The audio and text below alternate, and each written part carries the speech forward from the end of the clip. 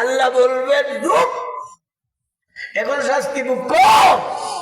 ইন্নাকা আনতাল আজিজুল কারীম,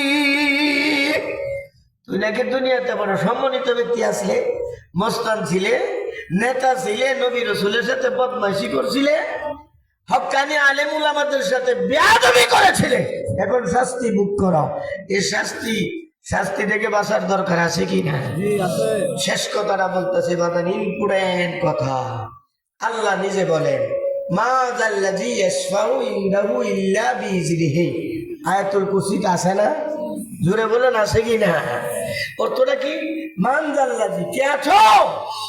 ইয়াশফাউ ইনদাহু, আল্লাহর নিকট সুপারিশ করবা কেউ নাই, ইল্লা বিইজনিহি, কিন্তু আল্লাহ যারে কি দিবেন?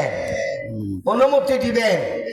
কিছু সংখ্যক লোকদেরকে আল্লাহ অনুমতি দিবেন জাহান্নামীদেরকে সুপারিশ করে জান্নাতে নেওয়ার জন্য। বলেন না সুবহানাল্লাহ।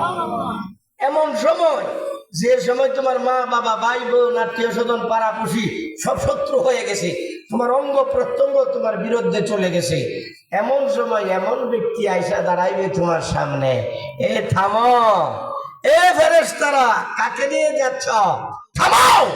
বলেন না সুবহানাল্লাহ। অলরেডি রাস্তা থামায় দিবে। কেন? বাদ খুলো, আমি তারে চিনি, আল্লাহর ফায়সালা। আল্লাহর ফায়সালা ঠিক, আল্লাহর সাথে আমি বুঝতেছি। দেখো না বেঁচে কি লেখা আছে?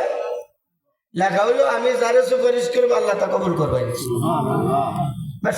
তিরমিজি শরীফের হাদিস, ইসফাউ ইয়াউমাল কিয়ামাতি সালাসা, তিন ব্যক্তিরে সুপারিশ করার অনুমতি দিবেন। আল আম্বিয়া, সুম্মাল উলামা, সুম্মা শুহাদা। নবী রাসূলগণ, হক্কানি আলেম উলামা, আল্লাহর ওলি, বুজুর্গানে দিন, হাফেজে কুরআন, 3 নম্বরে শহীদ। এমন ব্যক্তি পরিচয় হয়ে যাবে। কি পরিচয় জানেন? যে আমি তো আপনাকে চিনছি, আপনি আমারে চিনছেন? হ্যাঁ চিনছি তো। তখন সে বলবে, বাদ খোলা লাইবে একবারে, এমনকি জাহান্নামের পাড়ে নিয়ে খাড়া করবে, ওই জায়গাতে টাইনা তোমারে বাইর করে লই আইব। বলেন না সুবহানাল্লাহ। জাহান্নামী হয়ে গেছে, জাহান্নামের পাড়ে তোমাকে দাঁড় করানো হয়েছে, এখনই তোমাকে জাহান্নামে নিক্ষেপ করা হবে। সুপারিশের ক্ষমতা যারা পাবে, সুপারিশের অনুমতি যারা পাবে, জাহান্নামের পাড়ে দৌড়াদৌড়ি করবে যে আমার পরিচিত কেউ আছে কিনা। পরিচিত থাকলেই তারা টাইনা সাইড করবে, আল্লাহর কাছে সুপারিশ করবে। এর মধ্যে একটা কথা বলতেছি, আপনারা যতই এলা করেন, যতই দাম না দেন, এই যে হলইদাটি হাট খোলা বাজার নুরানি হাফিজ আহমদ মাদ্রাসা, হেফজ একজন পাইছে না?